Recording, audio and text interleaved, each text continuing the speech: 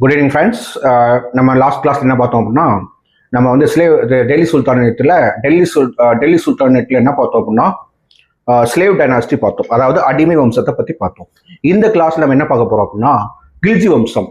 இந்த கில்ஜி வம்சத்தில் மிக சிறப்பாக பேச வேண்டிய விஷயம் என்னன்னா, ரெண்டு பேர் தான். ஒன்று வந்து ஜலாலுதீன் கில்ஜி, இது வந்து அலாவுதீன் கில்ஜி.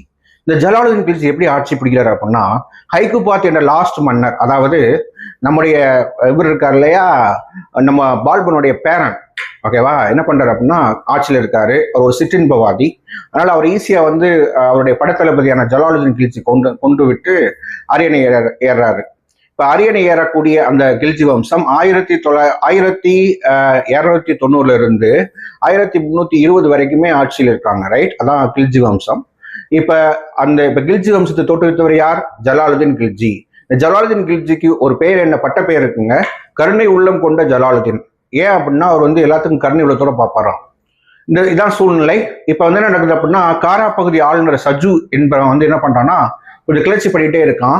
யாருடைய ஆட்சி காலத்துல? ஜலாலுதீன் கில்ஜியோட ஆட்சி காலத்துல. இந்த சூழ்நிலையில 1296 அப்ப என்ன பண்றாரு அப்படின்னா, அலாவுதீன் கில்ஜி யார் அனுப்புறாரு அப்படின்னா, தன்னுடைய மருமகனான அலாவுதீன் கில்ஜி அனுப்புறாரு. யாரு? ஜலாலுதீன் கில்ஜி. எதுக்கு? காரா பகுதியில் சஜு என்ற ஆளுநரை அடக்குவதற்காக அனுப்புகிறார். அங்கு அலாவுதீன் கில்ஜி செல்லுகிறார். சஜு மாலிக் சஜு என்று சொல்லக்கூடிய காரா பகுதி ஆளுநரை ஒடுக்கிய பின்பு அந்த காரா பகுதி ஆளுநராகவே அலாவுதீன் கில்ஜி மாறுகிறார். அந்த பதவியை ஜலாலுதீன் கில்ஜி வழங்குகிறார்.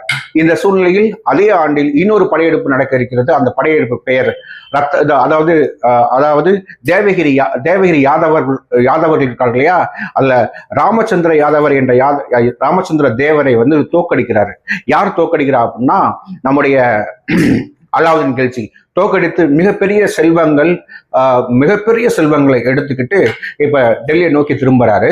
திரும்பும் போது அந்த செல்வங்கள் எல்லாத்தையும் என்ன செய்யறாரு அப்படின்னா, பிரிச்சு கொடுத்துறாரு. யாருக்கு?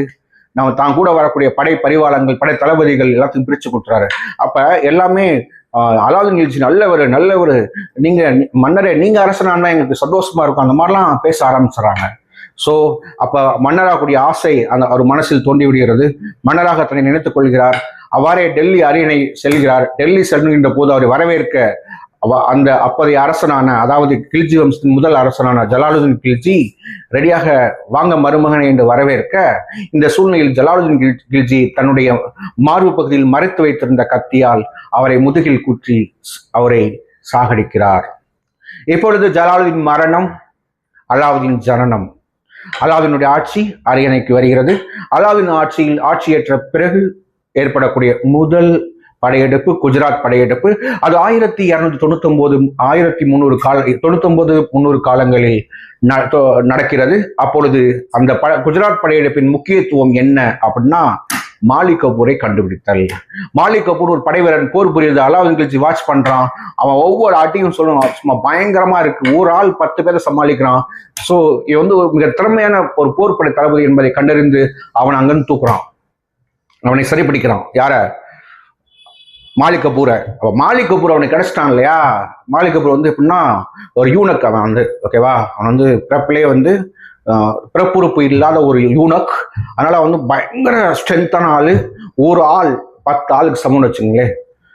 ஒரே சமயத்துல 10 பேர், எப்படியோ பாகுபலி மாதிரி வச்சுக்கோங்க, ஒரு கற்பனைக்கு வச்சுக்கோங்க. ரைட்டா? அவனை கண்டுபிடிச்சு அவனை வந்து அரியணை வந்து தன்னுடைய அரியணைக்கு கூட்டு வந்துடுறான். அவனுடைய படைத்தளபதியாகவும் ஆக்கிறான் அவனை. யார? மாலிக் கபூரை. ஓகேவா? இந்த மாலிக் கபூர் அந்த மாலிக் கபூர் என்ன பண்றான் அப்படின்னா, இவனுக்கு அப்புறம், அதாவது தன்னுடைய படைத்தளபதியாக இருக்கிறான். இந்த சிச்சுவேஷன் இருக்கட்டும், அப்படியே விட்டுருவோம். அதுக்கு அடுத்த படையெடுப்புக்கு போவோம். அதுக்கு அடுத்து 1301 என்ன படையெடுப்போம்னா, ரத்தம்பூர் படையெடுப்புன்னு சொல்லி ஒரு படையெடுப்பு நடக்குது. 1303 சித்தூர் படையெடுப்புன்னு ஒரு படையெடுப்பு நடக்குது. யார் நடத்துறான்னா, அலாவுதீன் கில்ஜி தான் நடத்துறாப்புல. அலாவுதீன் கில்ஜி மொத்தம் 3 படையெடுப்பு: குஜராத் படையெடுப்பு, ரத்தம்பூர் படையெடுப்பு, சித்தூர் படையெடுப்பு. இந்த சித்தூர் படையெடுப்பு வரலாற்றுல முக்கியமா பதிவாகுது. ஏன்னா அங்க ராணா ரத்தன் சிங் அவர் வந்து கொன்றாரு. எதுல? சித்தூர் படையெடுப்புல. கொல்லும் போது ராணா ரத்தன் சிங்கோடைய துணைவியார், அவங்க பேரு பத்மினி, அவங்க வந்து தன்னை வந்து சிதை மூட்டி அதுல அந்த தீக்கு இரையாகிறாங்க. அதுக்கு அந்த முறைக்கு பேரு வந்து சவுகர் முறையில் தீக்குளித்தார் என்ற நிகழ்வு வரலாற்றில் பதிவாகிறது. இதை ஒரு நூலில் எழுதுகிறார். அந்த நூல் பெயர் பத்மாவத். எழுதியவர் மாலிக் முகமது ஜெய்சி. நூல் பேர் என்னப்பா? பத்மாவத். கதைக்களம் யாரை நோக்கி நகர்கிறது? ராணா ரத்தன் சிங்கின் மனைவி பத்மினியின் உடைய வாழ்க்கை வரலாற்றை அவங்க செய்த அந்த செயலை அந்த கதைக்களமாக நகர்த்தி எழுதிய நூல் தான் பத்மாவத் என்ற நூல். அந்த பத்மாவத் நூல் என்று எழுதிய பெயர் மாலிக் முகமது ஜெய்சி. ரைட், இது அப்படியே விட்டுருவோம். இப்ப வாங்க மாலிக் கபூருக்கு வாங்க. மாலிக் கபூருடைய படையெடுப்பு தென்னிந்தியாவை நோக்கி நடக்குது. தேவகிரி யாதவர்கள் எங்க? மகாராஷ்டிரால. அதுக்கடுத்து வாரங்கல் காக்கத்தியர்கள் எங்க? ஆந்திரால. அதுக்கடுத்து துவாரசமுத்திரம் கொய்சாரர்கள் எங்க? கர்நாடகால. தமிழ்நாட்டுல மதுரை பாண்டியர்கள்ல.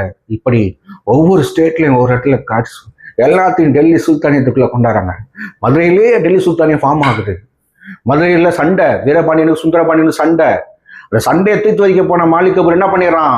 அவங்க 2 பேர்த்தையும் போட்டு தள்ளிட்டு இவன் எல்லா செல்வத்தையும் என்ன பண்ணிடுறான்? சுருட்டிட்டு மதுரையில நிறைய தங்கங்கள், ஆபரணங்கள், வைரங்கள், வைடூரியங்கள் எல்லாம் சுருட்டிக்கிட்டு இவன் எங்க போயிடறான்?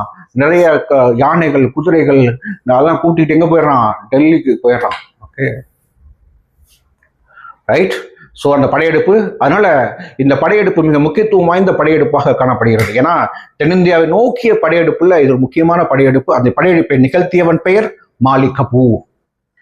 இந்த சூழ்நிலையில அலாவுதீன் கில்ஜியின் மரணம், மாலிக் கபூருடைய எழுச்சி, மாலிக் கபூர் அரியணையில் ஏறுகிறார். மாலிக் கபூரின் அவருடைய அரியணை 40 நாட்கள் கூட தாங்கவில்லை. துர்க்கியருடைய எழுச்சியினால், துர்க்கியர்களுடைய சதியினால் அவன் கொல்லப்படுகிறான். யார்? மாலிக் கபூர்.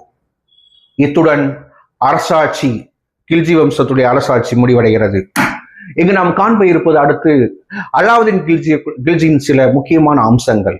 அவற்றில் ஒன்று, அவர் செய்த சீர்திருத்தம். அராபிய குதிரைகளை இறக்குமதி செய்வதில் அவருடைய வல்லமை அதிகமாக இருந்தது. தன்னுடைய குதிரைகளுடைய குதிரைப்படையின் பலத்தை அதிகப்படுத்தியதில் அவருடைய பங்கு அதிகமாக இருந்தது. குதிரைக்கு சூடு போடும் தாக் எனும் முறை அறிமுகப்படுத்தியதில் அவன் பங்கு உள்ளது.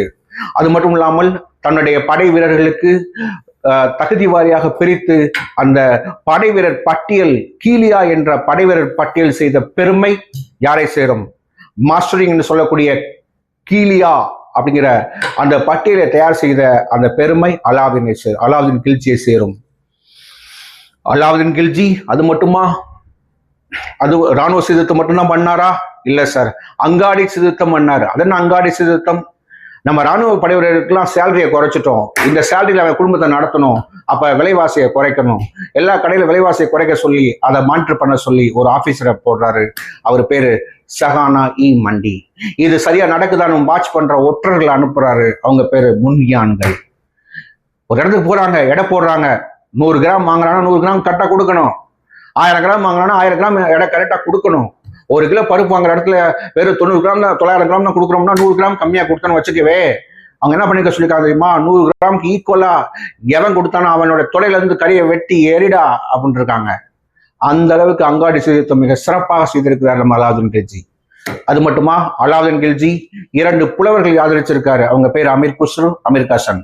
இல்ல அமீர் குஸ்ரு இருக்காரே, அவரை இந்தியாவின் கிளி என்று அழைப்பார்கள். அலைதர்வாசாவை கட்டினவர், அலைதர்வாசாவை கட்டியவர் நம்ம அலாவுதீன் கில்ஜி. அலைதர்வாசாவை கட்டியவர் நம்ம அலாவுதீன் கில்ஜி இல்ல, அலாவுதீன் கில்ஜி அராபியன் மன்னன். ஓகேவா? சோ அலைதர்வாசாவை கட்டிய பெருமை யாரை சேரும்? அலாவுதீன் கில்ஜியை சேரும். ஓகே, அப்ப ராணுவ சீர்திருத்தம், அங்காடி சீர்திருத்தம், 2 புலவர்களை ஆதரித்த பெருமை, அலைதர்வாசாவை கட்டிய பெருமை, இவை அனைத்தும் யாரை சாரும்? அலாவுதீன் கில்ஜி சாரும். அலாவுதீன் கில்ஜி ஆகப்பெரிய ஒரு மன்னனாக இங்கு வரலாற்றில் பதிவாகிறான். இத்துடன் கில்ஜி வம்சம் தன் முடிவை எட்டுகிறது. அடுத்து வருவது துக்ளக் வம்சம். துக்ளக் வம்சத்தில் நடந்தது என்ன? திறமையான மன்னன் யார் என்பதை அடுத்த வகுப்பில் பார்ப்போம்.